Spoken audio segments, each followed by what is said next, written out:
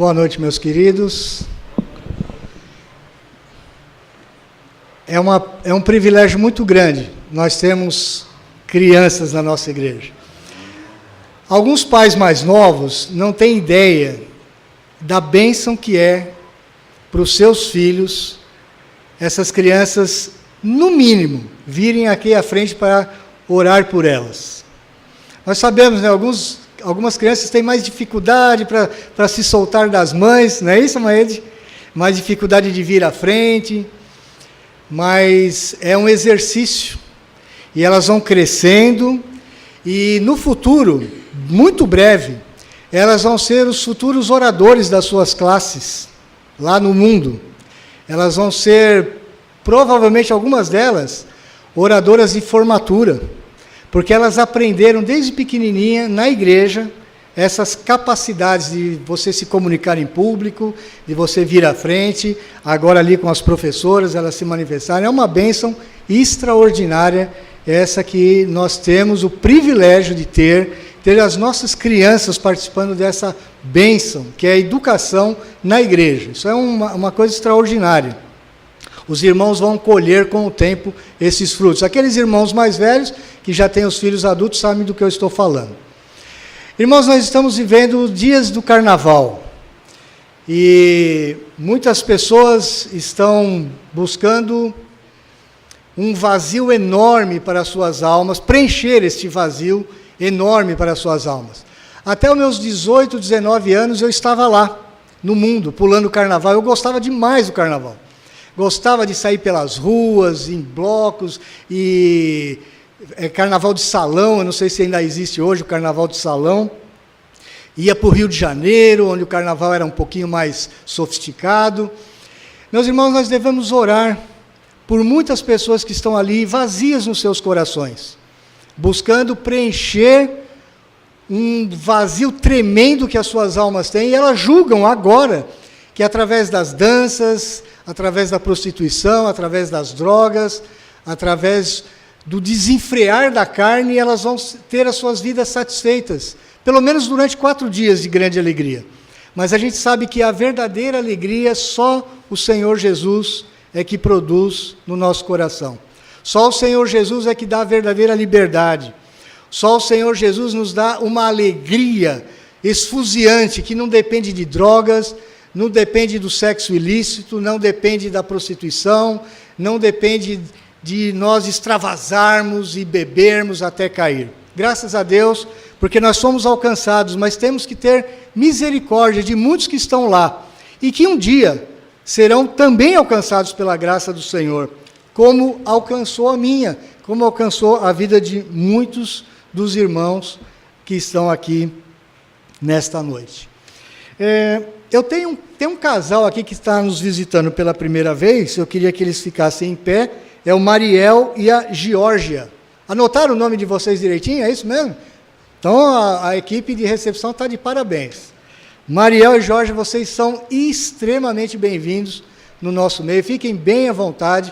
Aqui a família presbiteriana, ela é bem variada. Não sei se vocês perceberam aqui o grupo de louvor e os que estão aqui na frente no púlpito, né? Tem gente de paletó e gravata, tem gente mais à vontade, tem gente de vestido longo, tem gente de calça. Nós temos liberdade no Evangelho para estarmos diante do Senhor com ordem e decência sempre. Essa é uma característica dos presbiterianos. Deus abençoe, irmãos, fiquem muito à vontade no nosso meio. Tem um casal que eles não são novos aqui, todo mundo já conhece, né? Olha, eu vou errar um dia. Porque eu tenho uma tendência a falar Brenda, mas não é Brenda, é Blenda. A Blenda e o Berto. Levante-se, por favor. Eu sei que a maioria dos irmãos já conhece, mas alguns talvez não conheçam. Eles são filhos do Samuel e da oh, meu Deus. A Nilda, olha, fugiu o seu nome. Eles são filhos, a Blenda é filha do Samuel e da Nilda, e eles parecem que estão voltando para cá, né? Não sei se eles vão ficar exatamente aqui nessa igreja, mas se ficarem aqui, nós vamos tê-los com muita alegria. Sejam muito bem-vindos, Deus abençoe vocês, pode sentar-se. É uma resposta de oração, viu, vocês estarem vindo para cá, porque teve um camarada aí que estava orando para voltar para Minas. E a gente falou, não, nós não vamos orar para você voltar para Minas, não. Nós vamos orar para você ficar aqui mesmo. Porque você vai matar a gente de saudade. Vocês são muito importantes para nós aqui.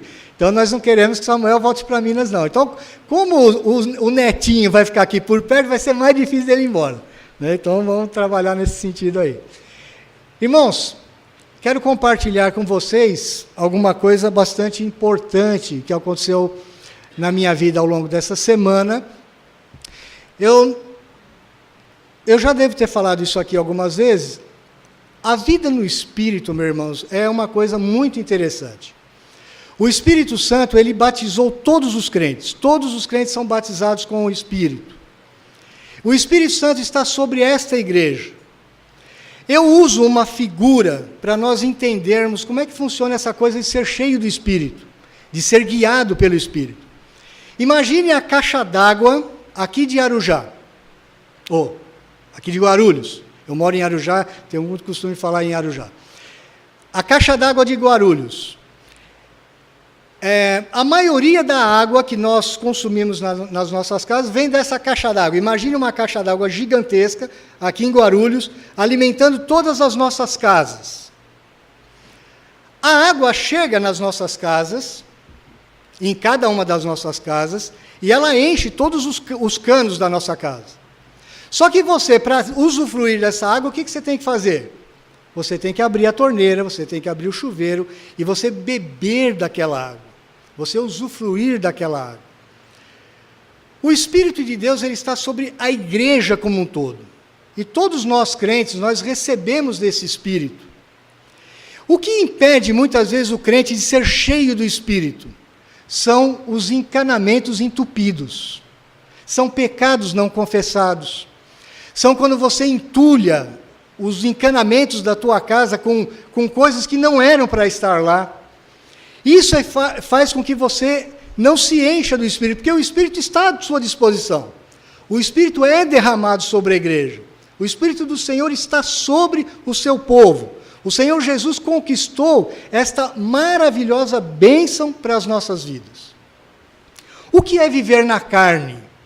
Viver na carne é quando você, principalmente quando você sofre algum revés, quando você sofre alguma injustiça, quando você passa por algum problema e você naturalmente reage na carne, na força da carne. O que é reagir na carne? É quando você tem todos os encanamentos da tua casa entupidos e você vai querer dar um jeito na situação. Você tem que beber água, você tem que usar água, mas você vai fazer com a sua própria força, você vai resolver o seu problema. Mas quando nós somos cheios do Espírito, quando nós abrimos as torneiras da nossa casa, quando nós mantemos os nossos encanamentos livres, limpos, a água vem naturalmente. Ela vai encher o seu coração e você não vai agir na carne. Quando você passa por um problema, eu passei por um problema relativamente sério essa semana, a tendência natural da minha carne, eu sou um pecador como qualquer um de vocês, a tendência nossa qualquer, você reagir na carne. Você reage a uma injustiça tentando cometer uma outra injustiça. Você falar mal de um irmão, você retornar uma coisa que você sabe que foi ruim para a sua vida, e você tentar reproduzir aquilo como o mundo reproduz, como o mundo reage. Essa é a tendência natural da nossa carne. Eu e você temos essa tendência em cada um de nós. O pecado ainda está rondando as nossas vidas. Nós ainda temos uma carne pecaminosa que luta contra a nossa vida no Espírito. E nesse momento eu realmente tive a tendência de reagir na carne, mas eu logo em seguida eu busquei ao Senhor Deus, eu confessei o meu pecado, eu falei para o Senhor assim mesmo: Senhor, a minha carne quer reagir pecaminosamente. Eu gostaria de tomar atitudes muito impulsivas nesta hora, mas eu quero dizer para o Senhor que é pecado, a minha carne é pecaminosa, eu preciso da Tua graça, eu preciso do poder do Teu Espírito na minha vida, para que Ele tome a minha vida e Ele dirija a minha vida, para que eu vença no Espírito, e que eu não reaja como as pessoas vão esperar que eu reaja. mas que eu viva na alegria do Senhor, porque o Senhor é a minha alegria. O Senhor é a minha satisfação. O Senhor é aquele que dá sentido para a minha vida. O meu ministério, o meu trabalho, tudo aquilo que fazemos, meus irmãos, nós fazemos para o Senhor e não para homens. Isso é a minha experiência dessa semana, eu quero compartilhar com os irmãos, porque muito provavelmente você vai passar por alguma coisa semelhante. Você talvez passe por situações um pouco diferentes, mas a dinâmica da carne e do espírito é a mesma. Aquilo que aconteceu com a minha vida essa semana pode acontecer com a sua vida também. Então, no momento que você se sentir tentado a agir na carne, reagir como o mundo reage, pecaminosamente, pare por um instante, confesse o seu pecado a Deus, confesse a sua debilidade, confesse a sua fraqueza, porque todos nós somos fracos. Confesse que você precisa do Senhor, você precisa da graça do Senhor, você precisa que as torneiras do Espírito estejam todas abertas e que o Espírito profusamente caia sobre a sua vida. E quando o Espírito domina o nosso coração, quando o Espírito dirige a nossa vida, meu irmão, é uma bênção, é uma alegria, é uma satisfação muito grande. Então, eu queria compartilhar isso com os irmãos e pedir que vocês continuem orando por mim. Orem por mim, para que Deus me dê sabedoria ao anunciar a palavra para os irmãos. Me dê principalmente fidelidade à palavra, que eu não fuja da palavra. Que Deus dirija a minha vida com saúde, com propósito, para que eu pregue a palavra do Senhor para os irmãos. Orem uns pelos outros também, para que vocês não caiam em tentação, para que vocês nunca reajam na carne. Nós não devemos viver na carne, meus irmãos. O Senhor Jesus já conquistou a vitória para nós. Ele já nos conquistou a vitória sobre o pecado, sobre a nossa própria carne. Ele já venceu a morte em nosso lugar. O nosso último inimigo a ser vencido é a morte. Mas o Senhor Jesus já venceu a morte. Ele já ressuscitou. Ele é o nosso grande Senhor e Salvador. Amém? Convido os irmãos a abrirem suas Bíblias em Atos, capítulo 15. Atos, capítulo 15. Nós vamos fazer a leitura do verso 1 ao verso 35. Atos, capítulo 15, versos de 1 a 35.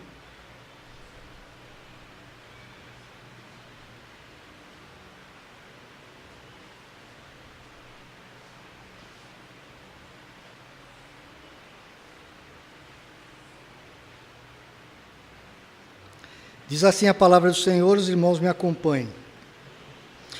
Alguns indivíduos que desceram da Judéia ensinavam aos irmãos: se não vos circuncidardes segundo o costume de Moisés, não podeis ser salvos.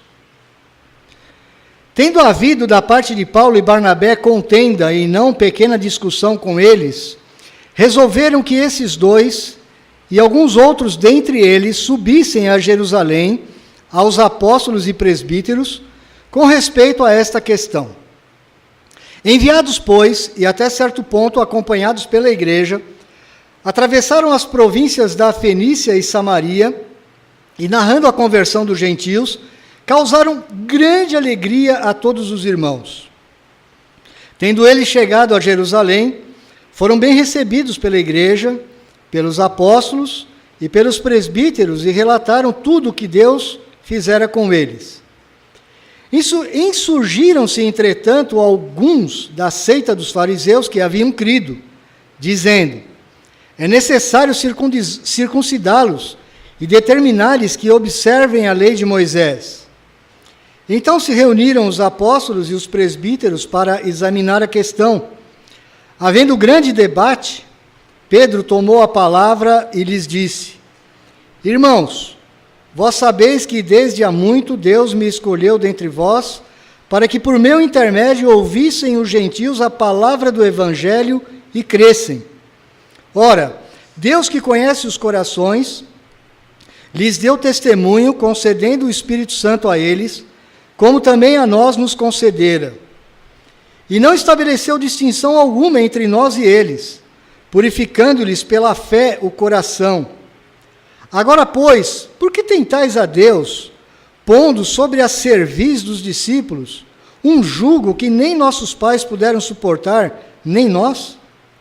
mas cremos que fomos salvos pela graça do Senhor Jesus, como também aqueles o foram. E toda a multidão silenciou, passando a ouvir a Barnabé e a Paulo, que contavam quantos sinais e prodígios Deus fizera por intermédio deles entre os gentios. Depois que eles terminaram, falou Tiago, dizendo: Irmãos, atentai nas minhas palavras. Expôs Simão como Deus primeiramente visitou os gentios, a fim de constituir dentre eles um povo para o seu nome. Conferem com isto as palavras dos profetas, como está escrito: Cumpridas estas coisas, voltarei e reedificarei o tabernáculo caído de Davi, e levantando-o de suas ruínas, restaurá-lo-ei. Para que os demais homens busquem o Senhor, e também todos os gentios sobre os quais tem sido invocado o meu nome, diz o Senhor, que faz estas coisas conhecidas desde séculos. Pelo que julgo eu, não devemos perturbar aqueles que dentre os gentios se convertem a Deus, mas escrever-lhes que se abstenham das contaminações dos ídolos, bem como das relações sexuais ilícitas, da carne de animais sufocados e do sangue. Porque Moisés tem em cada cidade, desde tempos antigos, os que o pregam nas sinagogas, onde é lido todos os sábados. Então pareceu bem aos apóstolos e aos presbíteros, com toda a igreja, tendo elegido homens dentre eles, enviá-los juntamente com Paulo e Barnabé a Antioquia. Foram Judas, chamado Barsabás, e Silas, homens notáveis entre os irmãos, escrevendo por mão deles. Os irmãos, tanto os apóstolos como os presbíteros, aos irmãos de entre os gentios em Antioquia, Síria e Cilícia, saudações. Visto sabermos que alguns que saíram de entre nós, sem nenhuma autorização, vos têm perturbado com palavras, transtornando a vossa alma, pareceu-nos bem, chegados a pleno acordo, eleger alguns homens e enviá-los a vós outros com os nossos amados Barnabé e Paulo, homens que têm exposto a vida pelo nome de nosso Senhor Jesus Cristo. Enviamos, portanto, Judas e Silas, os quais pessoalmente vos dirão também estas coisas, pois pareceu bem ao Espírito Santo e a nós não vos impor maior encargo além destas coisas essenciais, que vos abstenhais das coisas sacrificadas a ídolos, bem como do sangue, da carne de animais sufocados e das relações sexuais ilícitas.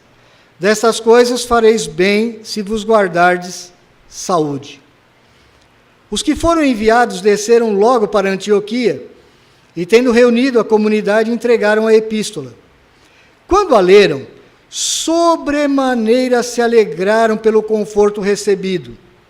Judas e Silas, que eram também profetas, consolaram os irmãos com muitos conselhos e os fortaleceram.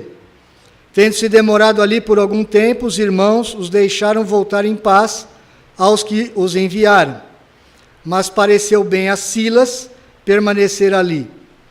Paulo e Barnabé demoraram-se em Antioquia, ensinando e pregando com muitos outros a palavra do Senhor.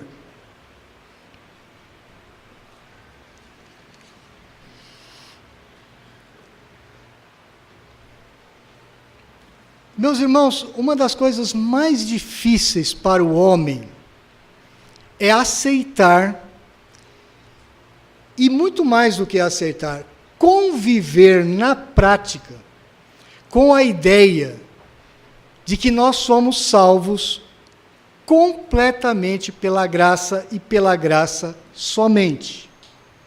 É muito difícil isso. Há uma tendência dentro dos nossos corações, há uma tendência na humanidade, como se fosse um default do computador, que faz com que o homem ache que sempre precisa fazer alguma coisa para fazer uma troca com Deus, para agradar a Deus, para conquistar uma justiça diante de Deus, ou se auto-justificar diante do Senhor Deus. É muito difícil para nós, homens, aceitarmos que somos salvos pela graça e pela graça somente. Aliás, Essa foi a grande questão da Reforma Protestante do século XVI. A Igreja Romana, a Igreja cristã da época, ela defendia que o fiel era salvo pela graça, mas não só pela graça. Ele precisava fazer alguma coisa. Ele precisava acrescentar alguma boa obra para que ele fosse completamente aceito por Deus. Os reformadores não inventaram nada, eles simplesmente voltaram às Escrituras, principalmente do Novo Testamento, eles voltaram aos escritos de Paulo, principalmente, e eles restauraram a maior verdade que o homem poderia ter, que o crente só pode ser salvo pela graça somente. O crente não pode acrescentar nada à graça de Deus para a sua salvação. O que nós temos aqui no capítulo 15 de Atos? O centro da igreja missionária era Antioquia, lá na Síria. A gente vem pregando Atos desde o capítulo 1. E nós vimos o final da primeira viagem missionária de Paulo e Barnabé. Mas houve uma grande questão ali.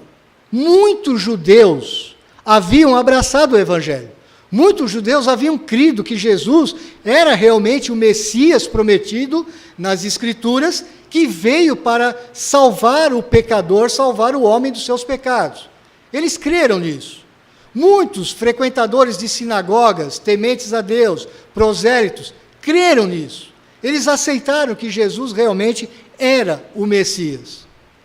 Mas alguns dentre esses judeus, que faziam parte das igrejas, estavam perturbando a alegria e a paz dos cristãos gentios, dos cristãos que não eram judeus. O que eles estavam fazendo?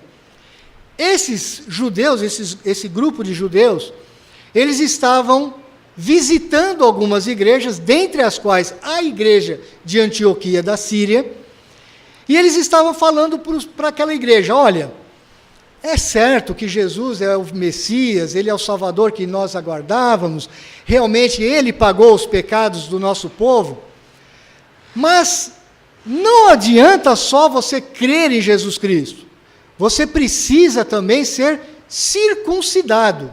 O que era a circuncisão?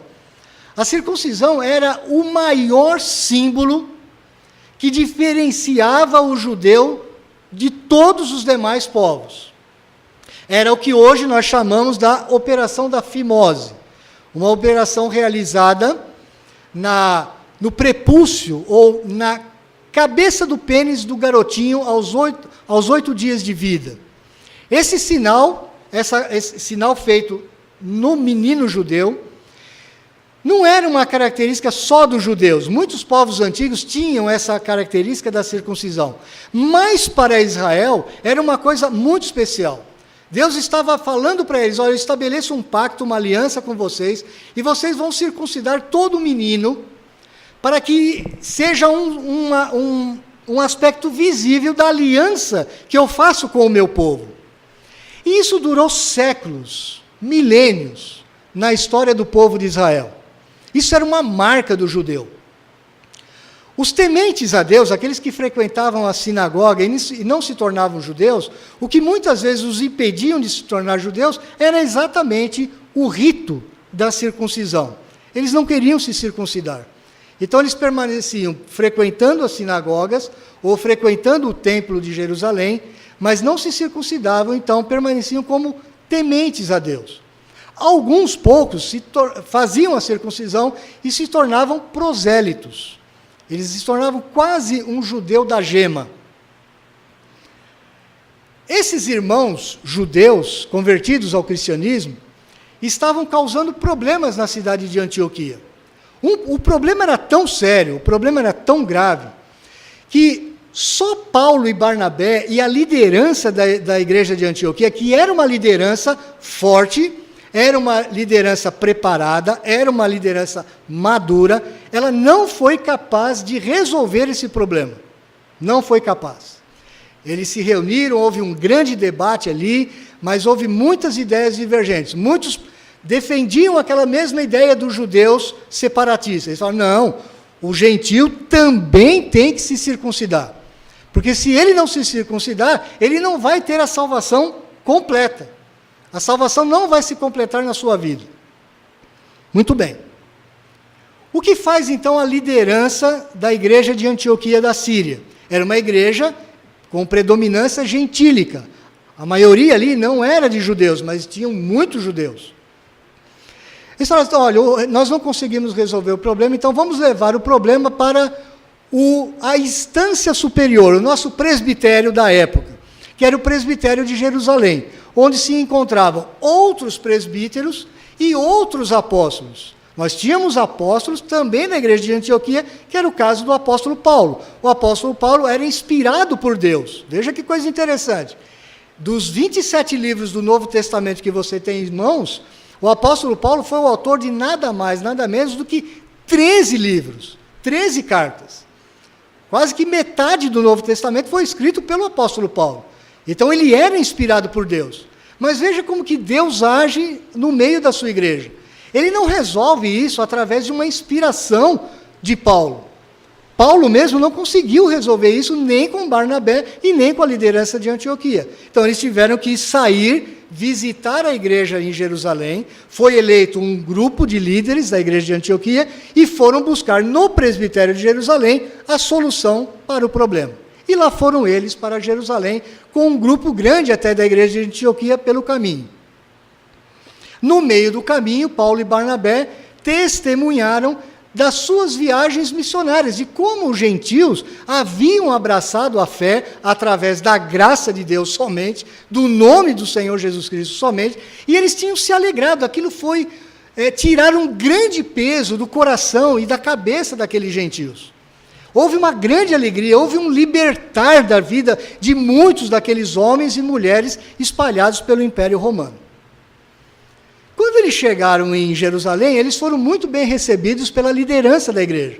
O presbitério foi instalado, aqueles irmãos então fizeram a instalação do que a gente chama hoje na igreja presbiteriana de um presbitério, um órgão maior que vai examinar uma questão de uma igreja local que não foi possível resolver na igreja local. Então vocês vão vendo que em Atos dos Apóstolos é claro o sistema de igreja presbiteriana. Não é querendo puxar sardinha, não, mas isso é muito claro, o sistema presbiteriano, no livro de Atos.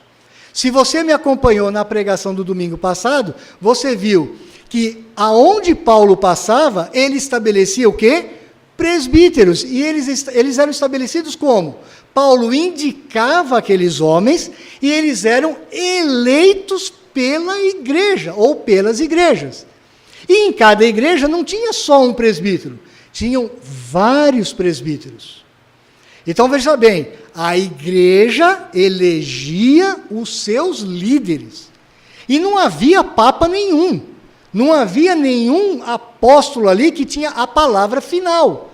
Porque, veja bem, nem Paulo resolveu o problema sozinho em Antioquia da Síria, e nem Pedro, que os católicos falam que era o primeiro papa, resolveu o problema sozinho em Jerusalém. Houve uma reunião dos líderes dessa igreja. Era assim que funcionava na igreja primitiva, é assim que a igreja presbiteriana costuma imitar e conscientemente sabendo que isso é um modelo de igreja neotestamentária. Bom, aí foram lá para o presbitério.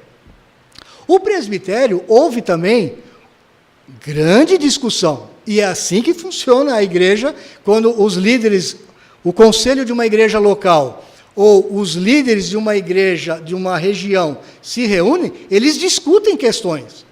Eles discutem questões, muitas vezes, difíceis. Então, ali você teve o grupo dos fariseus convertidos ao cristianismo, eles continuavam defendendo, não, os gentios precisam se circuncidar. E não só se circuncidar, eles acrescentam mais, eles precisam guardar a lei de Moisés. O que significava isso, essa expressão, guardar a lei de Moisés? Além da circuncisão, eles estavam propondo que aqueles gentios que abraçavam a fé também tinham que fazer o quê? Guardar as leis dietárias, ou as leis dietéticas dos judeus. Os judeus não comiam qualquer tipo de alimento. Eles tinham sérias restrições a muitos alimentos, como até hoje. Um judeu ortodoxo, ele não come carne de porco de jeito nenhum. Ele não come feijoada como eu e você comemos. Ele não come alguns tipos de alimento. Então, havia um regime alimentar bastante sério, que era cerimonial da igreja judaica. Então, aqueles fariseus estavam falando assim, não, os gentios, eles têm que, inclusive, seguir esse regime alimentar.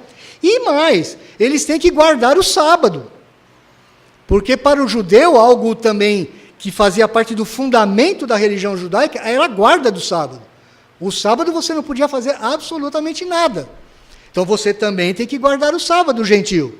Então, você tinha que guardar o sábado, você tinha que ser circuncidado, você tinha que guardar aquelas regras alimentares e mais. Você tinha algumas festas judaicas. Você tinha alguns dias especiais no calendário anual dos judeus e que eles estabeleciam festas que era quase que obrigatório o judeu ortodoxo participar. Então, o que acontecia? Os judeus saíam das suas cidades, mesmo longínquas, faziam visitas a Jerusalém para participar, pelo menos uma vez por ano, dessas festas. É o que você vê hoje, por exemplo, acontecendo com os muçulmanos quando eles vão para Meca. Então, veja bem, esse grupo de crentes dentro da igreja de Jerusalém dizia o seguinte, olha, para o crente ser crente, não basta somente crer em Jesus Cristo. Não basta somente confessar os seus pecados e ter os seus pecados perdoados. Ele precisa se circuncidar, ele precisa guardar o regime alimentar, ele precisa guardar o sábado. Então, eles estavam colocando essas questões básicas da lei judaica. Tanto Barnabé e Paulo, quanto Pedro, quanto Tiago, eles mostraram dentro daquela reunião de presbitério em Jerusalém, que isso não era o verdadeiro evangelho. Como Pedro diz, olha, vocês estão querendo colocar sobre a vida dos gentios um peso tal, uma carga tamanha, que nem nós, judeus, por tradição, nós não conseguimos suportar. Nós não guardamos isso a vida toda. Nós nos esforçamos, isso sempre foi um peso para nós. Porque o judeu, ele não entendeu que essas coisas deveriam ser símbolos de uma realidade espiritual da qual eles participavam do grande Deus Jeová. Eles não entenderam dessa forma. Eles passaram a pegar essas questões da lei e a fazer disso a sua religião. Então, se você seguia aqueles rituais, você era um bom judeu. Se você não seguia, você era um péssimo judeu, você estava excluído.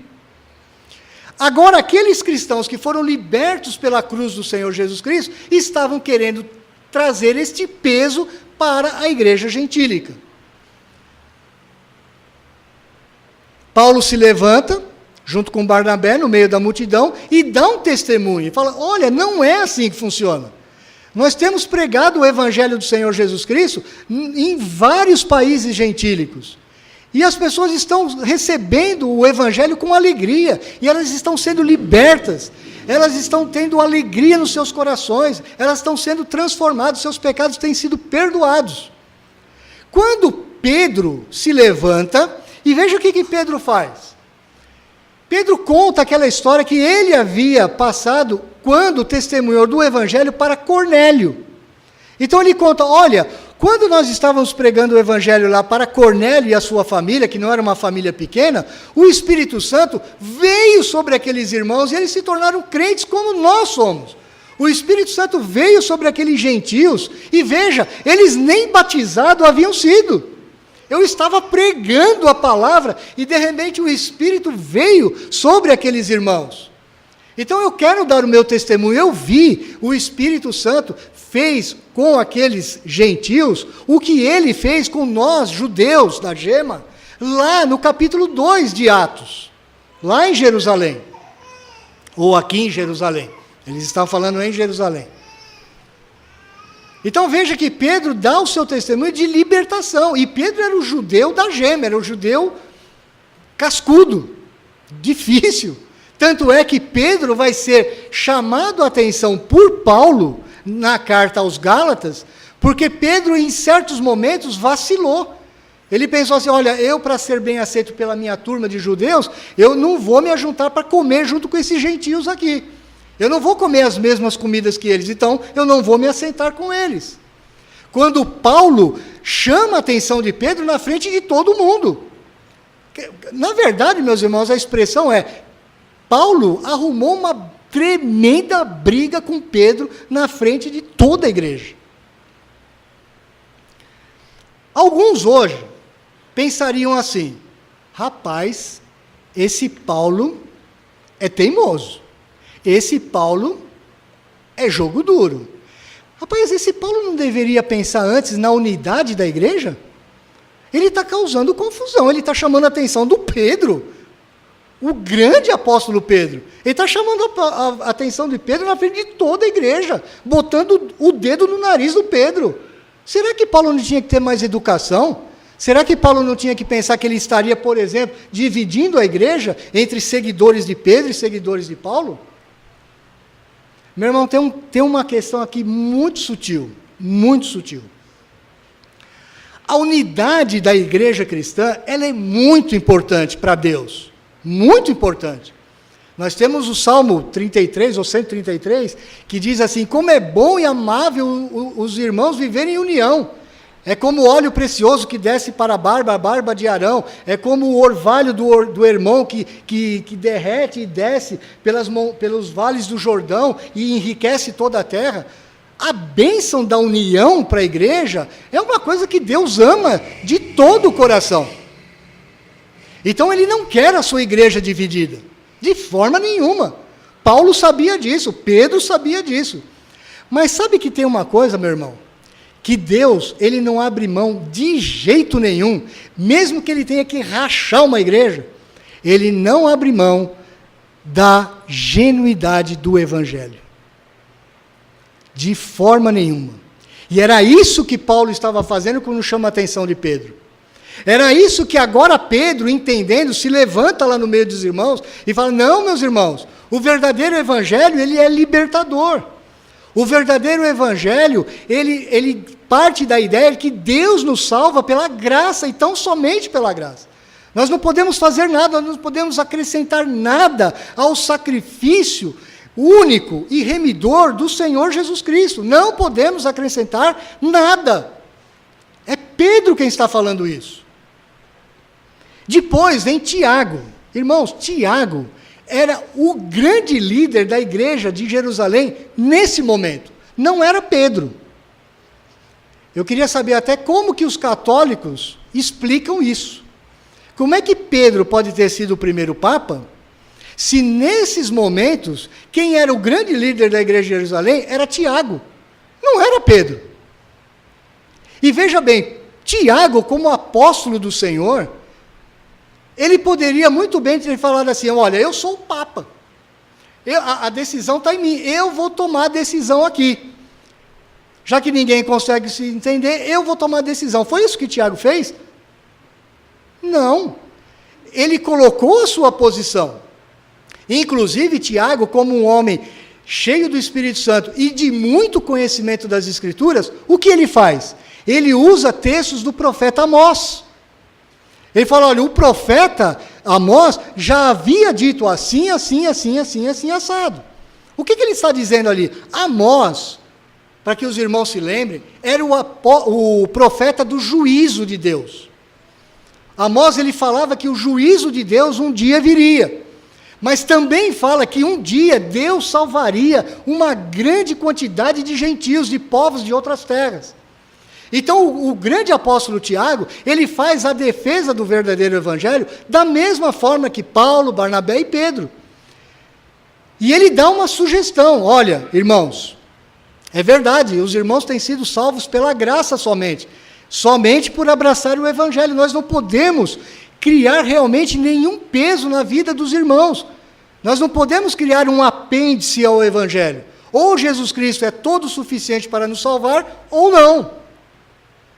Só que a única recomendação que eu faço para as igrejas gentílicas é que eles se abstenham da prostituição, que eles não tenham relações sexuais ilícitas, que eles não comam carne de animais sufocados, que eles não comam o sangue dos animais, e que eles não se contaminem com os templos dos ídolos.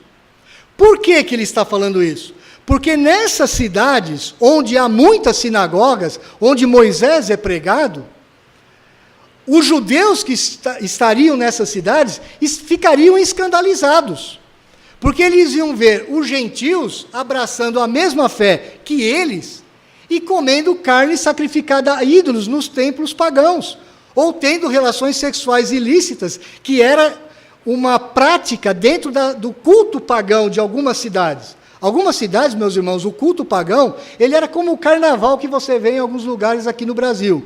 Era uma verdadeira orgia em praça pública. E isso era uma adoração a esses deuses. Então, o que Tiago está recomendando? Olha, eu recomendo que aqueles irmãos gentios dessas cidades realmente não precisam se circuncidar, eles não precisam guardar o sábado, mas eu só dou essa recomendação para que eles não sejam um escândalo para os judeus que vivem ao redor. Muito bem. Veja bem, meus irmãos, o que está acontecendo em Jerusalém? A liderança da igreja de Antioquia está reunida com a liderança da igreja de Jerusalém, e boa parte da igreja de Jerusalém está vendo tudo aquilo acontecer. Eles estão presenciando. Mas eles não votam, eles não elegem, eles não decidem nada ali. Então as decisões daquela igreja primitiva, meu irmão, não era a congregação que decidia, eram os seus líderes que decidiam, porque esses líderes foram eleitos pelo povo da igreja. Então aqueles líderes, aqueles apóstolos e presbíteros, então decidiram. Então está fechado o assunto. Nós vamos fazer uma carta, a carta da decisão do presbitério, nós vamos fazer essa carta, e nós vamos eleger 2 líderes dentre nós, e esses 2 líderes, junto com os líderes da igreja de Antioquia, vão voltar em todas aquelas cidades onde Paulo pregou o evangelho, onde havia sido estabelecido igreja, e vocês vão ler essa carta em todas as igrejas. Isso é o que foi decidido. E lá foram os irmãos, depois de toda essa discussão. Isso demorou um bom tempo, não foi tão rápido como eu fiz aqui, dando um belo resumo para os irmãos. Isso demorou muita discussão, mas foi assim que foi feito. E eles entenderam que foi o Espírito Santo que houve por bem tomar aquela decisão, através do quê? Dos votos. Aqueles irmãos votaram. Eles tiveram uma reunião, um grupo, e que decidiram por uma decisão. É assim que funciona uma igreja. Tomada aquela decisão, veja bem, o grupo dissidente, o grupo que não concordava com isso, o que eles deveriam fazer? Aceitar as decisões tomadas pela maioria, pelo conselho da igreja, ou pelo presbitério de Jerusalém.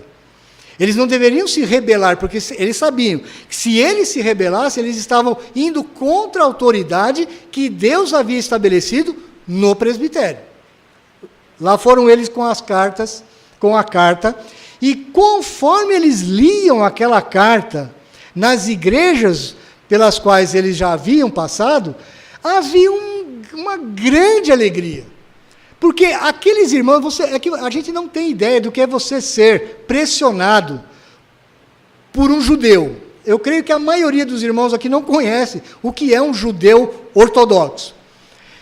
Aqueles irmãos se sentiram aliviados, eles falaram, puxa vida, eu durante muito tempo frequentei as sinagogas, eu creio no Deus de Israel, eu creio nas escrituras do Antigo Testamento, eu creio que o Messias é o Senhor Jesus Cristo, mas havia um peso sobre mim, porque eu tinha que me circuncidar, eu tinha que guardar dias, eu tinha que guardar festas, eu tinha que fazer um monte de coisa ainda.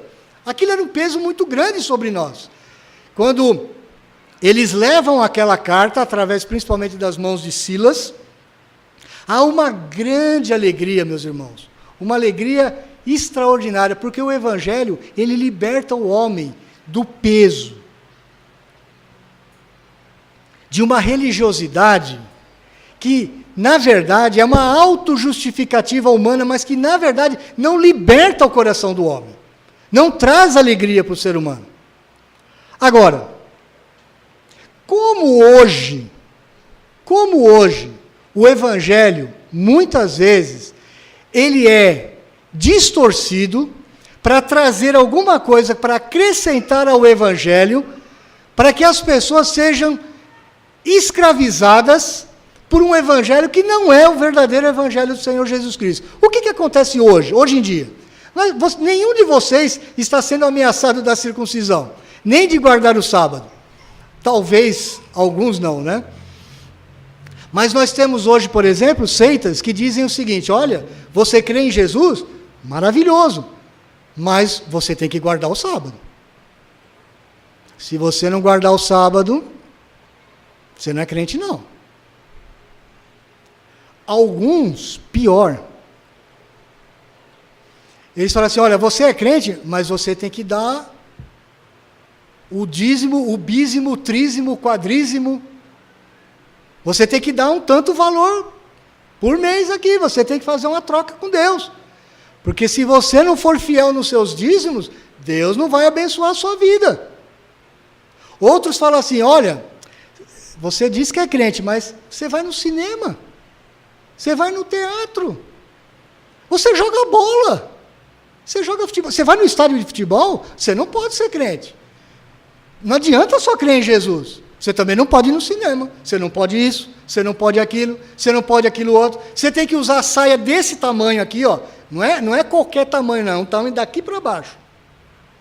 Ou você tem que usar o cabelo desse jeito, ou você não pode botar um brinquinho, uma tinturinha, principalmente as mulheres, muito escravizadas nessas igrejas, muito escravizadas. Porque não adianta ter só Jesus no seu coração. Se você não tiver o cabelão, aquele determinado tipo de roupa, se você não tiver aquele linguajar, rapaz, você não é um bom crente não, hein? Eu nem sei se você realmente é salvo. Eu nem sei se eu posso tomar um cafezinho na sua casa, talvez nem irmão você seja. Meus irmãos, há inúmeros, hoje em dia, inúmeros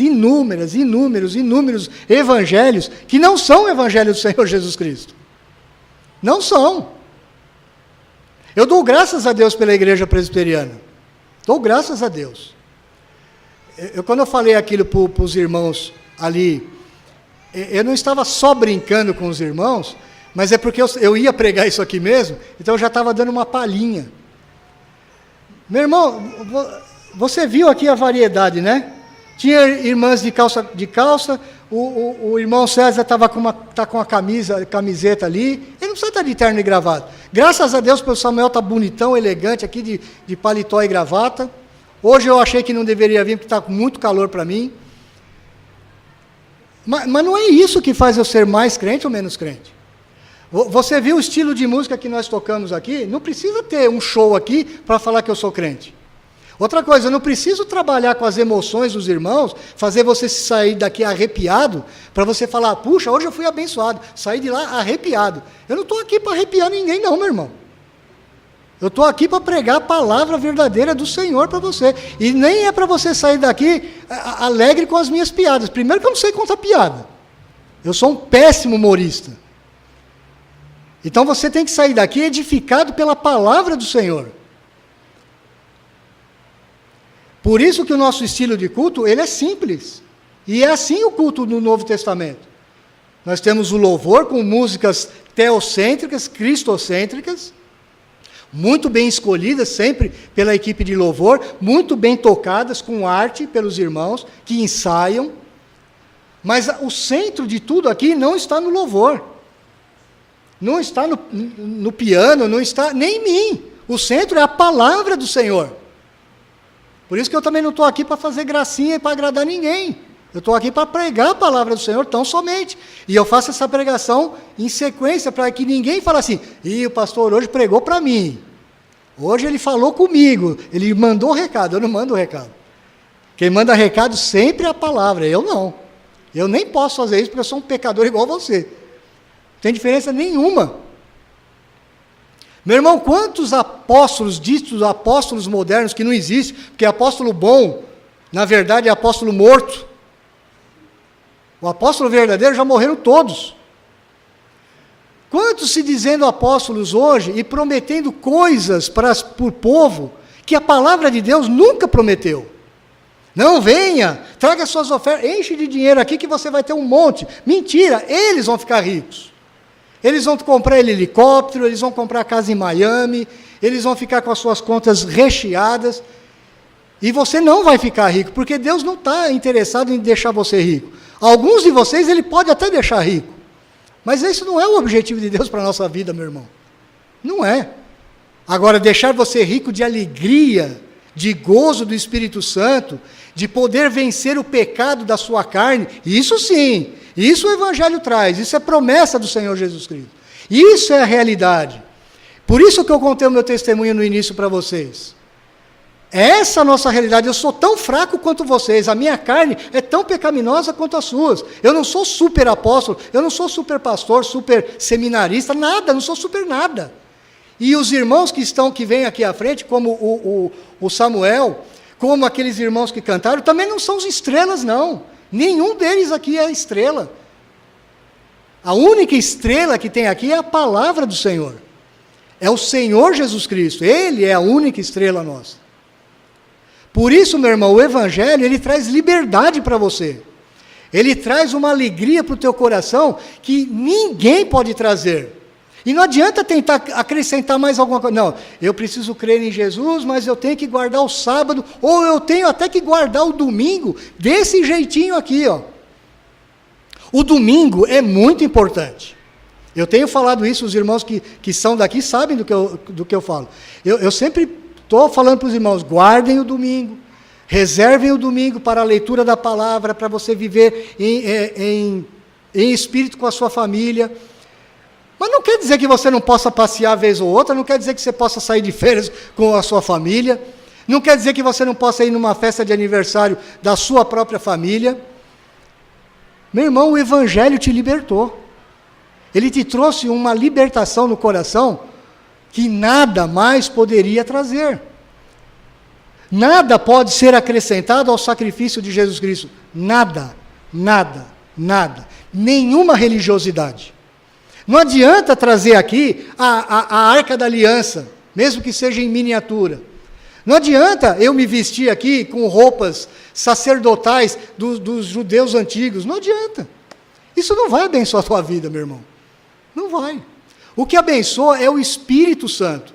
O Espírito Santo é que vai dar capacidade para você, e já deu essa capacidade, para você vencer pecados, para você viver em alegria, para você não depender nem do dinheiro do seu salário, para você viver satisfeito com a própria palavra do Senhor Jesus Cristo.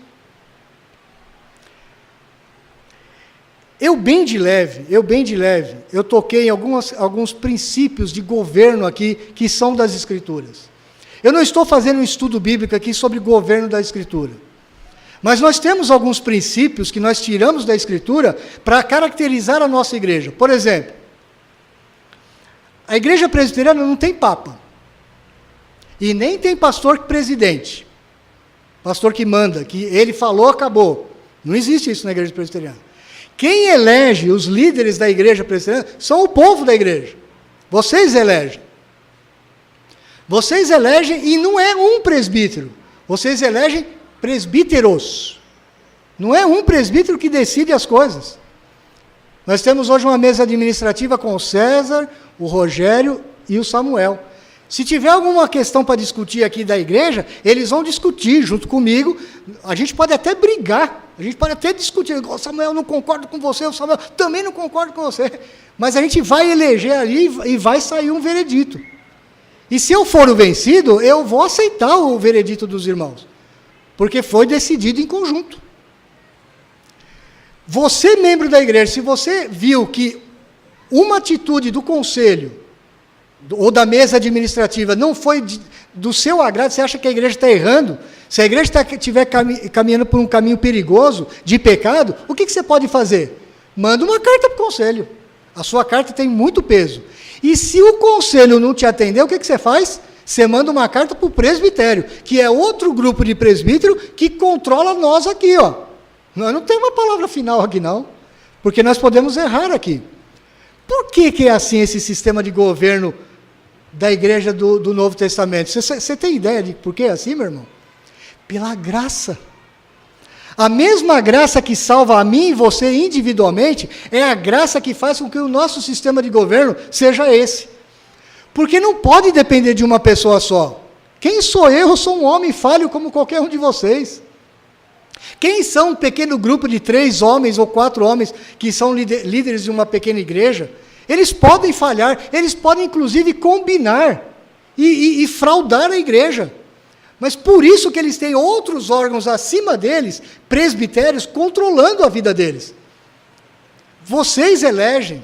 E outra coisa, meus irmãos, sabe qual é o cabeça da nossa igreja? O cabeça da nossa igreja é o mesmo cabeça da igreja do Novo Testamento, é Cristo Jesus. Ele governa a sua igreja através da sua palavra. Por isso que nós temos que pregar aqui a palavra, que é a lei, é a constituição do governo de Deus sobre nós. Não adianta eu falar aqui da minha cabeça para vocês. Eu posso falar aqui muita coisa interessante. Posso falar muita coisa bacana aqui para vocês. Mas não foi para isso que Deus me chamou. Deus me chamou para falar da sua lei, da sua palavra. Os irmãos aqui cantam músicas que exaltam a palavra do Senhor, que focam na graça do Senhor. Então veja que a graça de Deus, meus irmãos, ela salva você, independente do que você possa fazer. Você não pode fazer nada para se salvar. E a graça de Deus é tão maravilhosa que ela estabelece um sistema de governo na igreja para que você também se sinta seguro e que você também tenha voz ativa na igreja. Você tem seu voto. Você pode, inclusive, ser eleito, se você é maior de idade, se você é membro da Igreja Presbiteriana do Brasil, por mais de, acho que são 3 anos, se me não falha a memória, 3, né? Você pode ser eleito. Se você for um crente no Senhor Jesus Cristo, a igreja ver em você um grande homem de Deus, você vai ser eleito. Muitos criticam a nós, falando assim, mas vocês na Igreja Presbiteriana, vocês são machistas, porque não tem mulher pastora, nem presbítera, nem diaconisa. Hoje é o dia da mulher presbiteriana. Meus irmãos, eu acho que não tem nenhuma igreja que valoriza mais a mulher do que a igreja presbiteriana.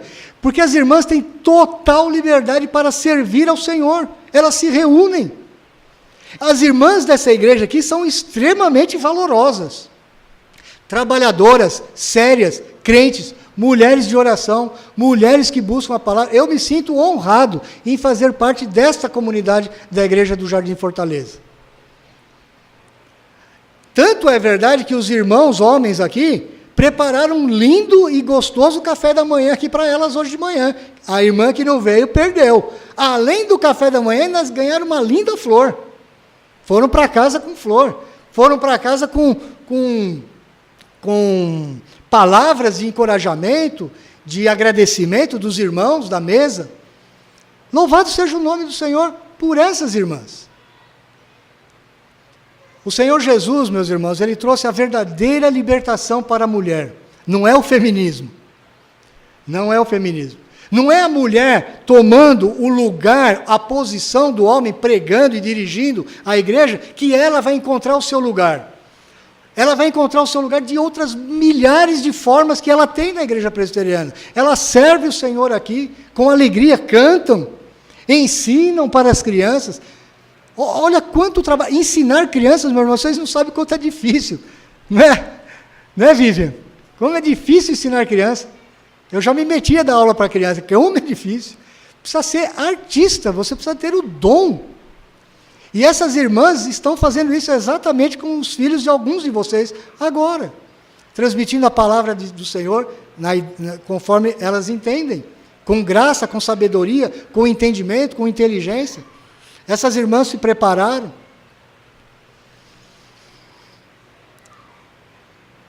Hoje morreu uma tia minha, verdade isso, 86 anos, tia Jael, lá em Campinas, presbiteriana. E eu guardo uma grata recordação dela. Meu pai teve 17 filhos. Eu às vezes me perco nas contas, eu não sei nem quantas filhas são. São várias. Eu creio que é a primeira mulher que morre das filhas do meu pai. Ele tem várias irmãs. A mais velha hoje deve estar com 90 e tantos anos. A minha avó morreu com 104 anos, alguns anos atrás. Tia Jael, eu era criança ainda, adolescente, pré-adolescente, não sabia nada da Bíblia, nada do Evangelho. Mas toda vez que eu ia para Campinas, teve um tempo, antes de Campinas, teve um tempo que ela morou aqui na Vila Maria. Toda vez que eu ia na casa delas no domingo, eu não gostava de ir na casa dela no domingo, porque ela arrastava a gente para a igreja. Vamos para a igreja, vamos para a escola dominical. E eu não gostava daquilo. Mas ela levava a gente com muito amor, muito carinho. Uma pessoa muito simples. Minha tia já é muito simples, simplória de tudo. Não tinha estudo nenhum. Nenhum. Mas ela nos levava para a escola dominical. Ela fazia a gente assistir a classe de jovens antes do culto. E a gente ia, por educação a ela. Ela talvez não pôde saber o quanto todas as atitudes dela, a forma como ela testemunhava do Senhor Jesus, a forma como ela amava o Senhor Jesus, causou tantas impressões boas no meu coração. E hoje eu me orgulho de ser presbiteriano, porque a minha tia Jael, até os 86 anos, foi uma grande mulher presbiteriana. Assim como a minha avó, quando morreu aos 104 anos também, foi uma grande presbiteriana. E eu conheci muitas mulheres presbiterianas valorosas. Meus irmãos, tudo isso é graça. É graça. E você não pode acrescentar nada a esse evangelho da graça. O Senhor Jesus não acrescentou. Por isso, sinta-se livre, neste evangelho da graça. Sinta-se capacitado pelo Espírito Santo a vencer pecados na sua vida. Saia daqui com grande alegria. Eu fiquei muito contente, Fábio, não sei quem fez, a mudança do pano de fundo dos cânticos. Aqueles jovens levantando seus rostos, ou levantando suas mãos em atitude de adoração. É assim que nós devemos ser reconhecidos, por uma igreja que adora ao grande Deus e Salvador das nossas vidas. Louvado seja o nome do Senhor. Irmãos, cantem com muita alegria a esta grande salvação que Deus nos deu. Eu escolhi um cântico no final, que o Samuel vai dirigir. Eu acho que nós não conhecemos. Eu, pelo menos, não conhecia. Se alguma irmã conhecer, vai nos ajudar. Como a gente tem a música cantada também, ela vai nos ajudar. Se ficar ruim, Fábio, você toca 2 vezes, tá? Para as irmãs cantar. Algumas frases, meus irmãos, nós homens não vamos cantar, tá bom? São frases típicas das irmãs. Então, todas as irmãs cantem. Se você não é presbiteriana ainda, você canta junto também, porque você é filha de Deus. Né? Nós, presbiterianos, nós estendemos a mesa a todos os crentes, todos os crentes. Então, você cante firmemente. Samuel, vem aqui à frente. O Samuel é que vai terminar o nosso culto.